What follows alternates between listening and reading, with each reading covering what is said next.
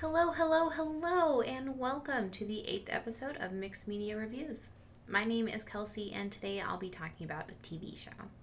This week's TV show is Hawkeye on Disney Plus. For today's episode, there's going to be lots of spoilers. It's just way too hard not to go into detail about some of the stuff. And if you're like me and don't even want to know what characters are in it, then I'd watch it before I continue to listen to this episode. In a moment, I'm going to mention something that you may not want to know, even in this prior info section, if you want to go into watching Hawkeye blind. So I'm going to pause for a moment so you can click out and watch the show first before you move forward. Okay, that's paused. Leading up to this, and this may surprise you, I hadn't even seen any trailers for this show. I did see the movie Black Widow, so I assumed that part of the plot on Hawkeye would have to do with that end scene that we got, but past that there wasn't much that I was aware of.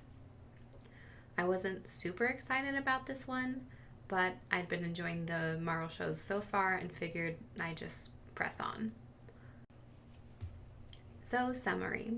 Hawkeye follows two main characters, Clint Barton, who we know as Hawkeye and is played by Jeremy Renner, and newcomer Kate Bishop, played by Hailee Steinfeld. Steinfeld's been in Pitch Perfect 3. She's been in one of my favorite Marvel movies, which is Into the Spider-Verse, where she played Gwen Stacy, and she was in The Edge of 17, which I thought was a pretty good movie. Kate, the number one fan of Hawkeye, crosses paths with a New York City street gang called the Tracksuit Mafia, which is just as great as it sounds, and ends up teaming up with Hawkeye to take them down during Christmas. Like I said earlier, I didn't come into the show expecting much, but was excited for another branch of the Marvel Universe. So I was pleasantly surprised to discover just how much I enjoyed this show. I really looked forward to each new episode and the story they were unraveling. It gave a compelling story to a character not many, including myself, cared much for, and that's Hawkeye. Not only that, but I think Hawkeye was able to show us that not every story has to be high stakes, end of the world action in order to be a captivating story, in order for us to tune in every week. I really liked the realness to it. Seeing how a mere human was able to fight alongside a god, a robot, and others with enhanced abilities. I loved when he tells Kate they need supplies, and the next scene is them in a bodega rubbing alcohol and band-aids for their wounds. This series is a great way to bring the heights of Avengers back down to earth. I enjoyed a nice Christmas-themed show and the inclusion of Hawkeye's family, something that we had only glimpsed slightly before. Seeing him juggle being a dad on Christmas with being Hawkeye was something we hadn't delved into yet, even if you take out the Christmas part. And I think they did a good job of showing how being a hero can really take a toll on a person's life. We kind of see that with Iron Man and Pepper Potts, with Thor and Jane, but we mostly see it with someone and their romantic partner. You don't always get the time to explore how it affects the relationships with family and friends. It's never really the focus. And I think Hawkeye focuses on it. It focuses on the loss that comes with it, both Natasha's death and, in a way, Kate's father. The strain it can put on being a parent while having other, perhaps more important, responsibilities, like saving the world. And that was a big theme, a big reason why we see Hawkeye put up his bow and why he doesn't want Kate to follow in his footsteps. This series gave them that chance, and I think that's a big part of why I enjoyed it so much. The introduction of new characters gave us more to root for, against, and to be kind of confused about what we want from them. Kate is a great addition to root for, and her chemistry with Barton was so fun to watch. I enjoyed the way they interacted and the way that they worked together. She's a strong woman who is determined to do what she feels is right, to dig for answers, regardless of where they take her. And I can't wait to see more of her and how she'll interact with some of the younger MCU characters we have. I think Steinfeld does a good job in this role, and definitely made me feel a connection to her character. Maya Lopez, another new character who is played by Aliko Cox, is such an incredibly interesting character. And she has such strong character development all throughout the show. The actress did such an amazing job in her first role. I really enjoyed watching Maya interact with Barton, the moments they had discussing his hearing loss and his ability to connect with her in a way that she wasn't really quite used to, being a deaf woman with really only one person fluent in a language that she spoke. And speaking of, I really appreciated that they got an actor who was deaf and native in order to be true to the character from the comics.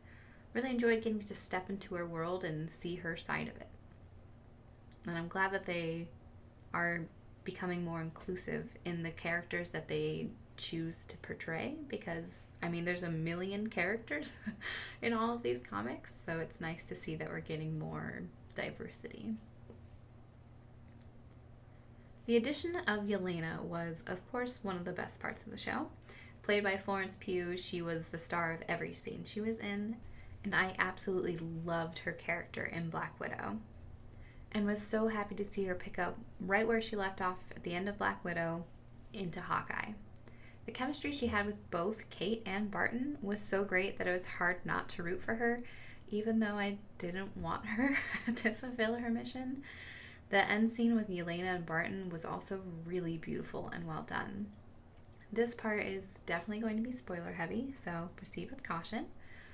Throughout the show, we see they're both really hurting and struggling to move forward after Natasha's death at the end of Endgame.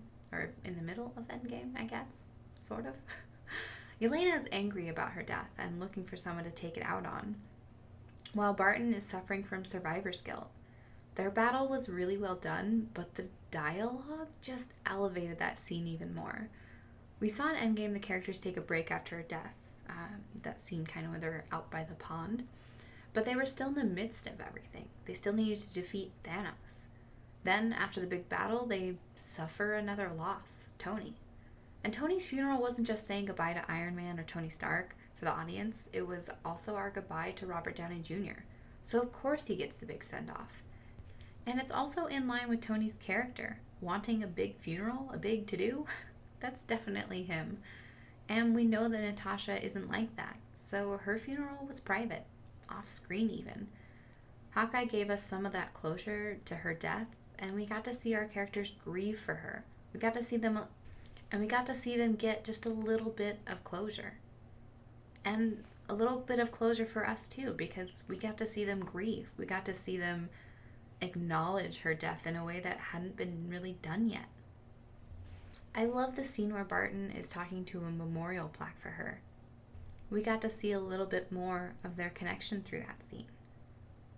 And I loved seeing Yelena and Barton talk about her during their fight.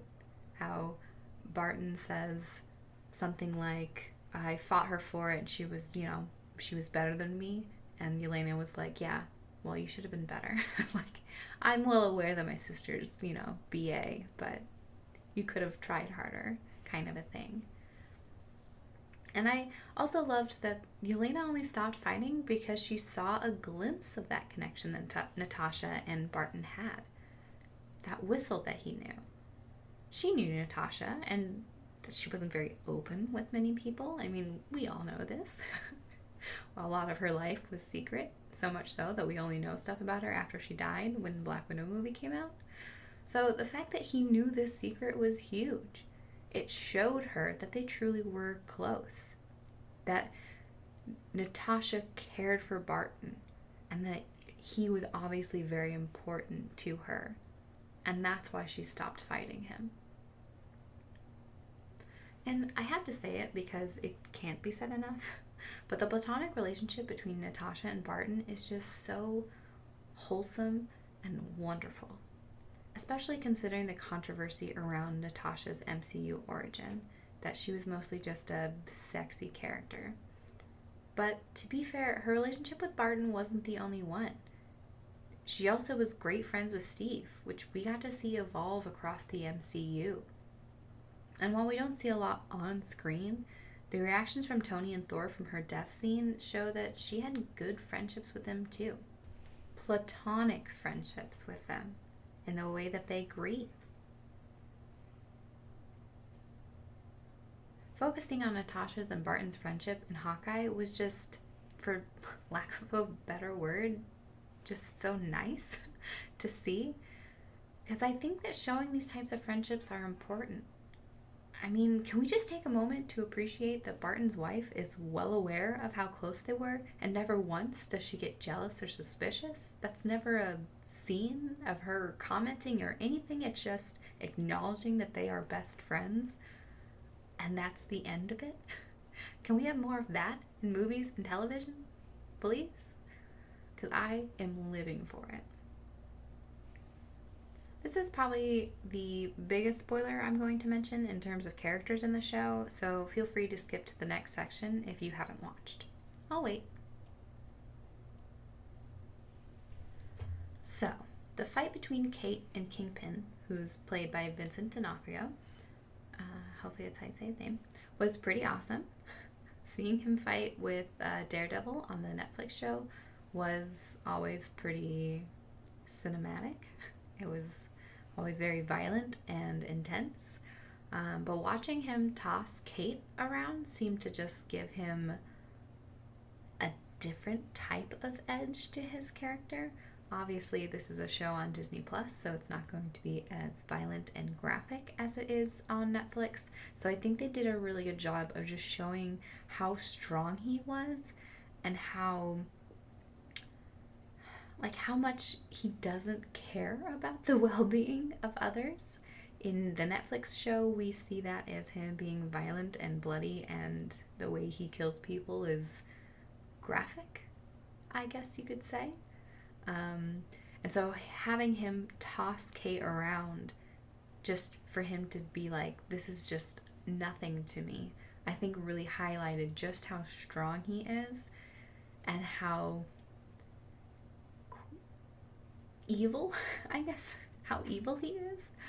I also really liked that she shot arrows at him and he was just kind of like, what is this? You're messing up my clothes. And that's pretty cool. He's definitely a strong dude, and that obviously shows it.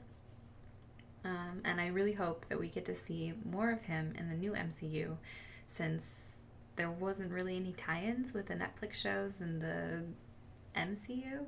So hopefully this will bridge that gap and we'll get to see him a little bit more in the upcoming shows. Because I am still super bummed that they canceled all the Netflix ones. Except for maybe Iron Fist, because they made a lot of choices in that show. Anyway, there wasn't much that I didn't like. I think the biggest and perhaps only thing that comes to mind is the lack of ASL that we saw on camera. Don't get me wrong, I really liked how much they included signing throughout and made a point to have another character there as her interpreter. I liked how they pointed out how Maya lived in a world that doesn't really consider her, and how different that is from Barton, who chooses to live in that world on occasion by taking out his hearing aid. I liked when it was destroyed by her and he had to rely on Kate to talk with his son. I liked all of that, and this is just another reason why this critique part is so small, because it's turning into a what I liked about the show, even though I'm trying to talk about what I didn't like about the show. But every time that there was a scene with ASL, they'd zoom in close and cut out their hands. And I really wish we got to see them talk instead of just seeing their hands come in and out of the shot. We were aware that they were still speaking in ASL, but we didn't get to see it as much. We'd only get a few moments where their hands were fully in the shot before they'd disappear. And to me, it seems like a loss. We finally get to see a language that not many of us have really experienced, and they take it away and focus on their faces. And yes, seeing someone's face is important, but seeing a person's sign is also important. And I just wish that they didn't take it away as much as they did. And that's probably it. I don't think there's anything else I didn't like. How is this show so good? I don't know. Should I just say that I'm upset that it didn't last longer? Can that be a critique? Critique number 2. It was only like, what, 6 episodes? Even Netflix shows that are short have like 10 episodes. So what the heck?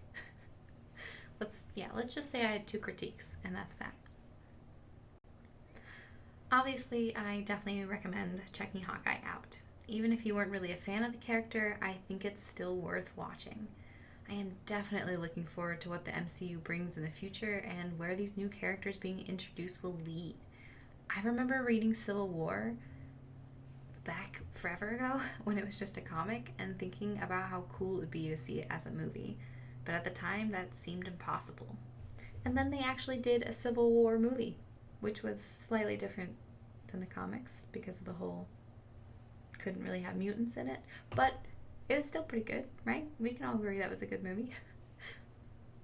And now we know that they can do these huge crossovers and do them pretty well, barring maybe a few issues with Avengers Endgame and how some characters turned out. But otherwise, pretty great. So I'm excited about the new wave, the new phase, whatever they call it. Keep coming. That's all I gotta say. And there you have it. Those are my thoughts on Hawkeye. Thank you so much for joining me. You can find me on Instagram and Facebook at Mixed Media Reviews. And you can also find me anywhere you find your podcasts, as long as that is Anchor, Google Podcasts, Spotify, Apple Podcasts, Stitcher, Breaker, or Radio Public. Man, there's a lot more now. Please join me next week where I will be reviewing the movie Shang-Chi and the Legend of the Ten Rings. Yes, another Marvel thing. Have a wonderful rest of the day. Bye!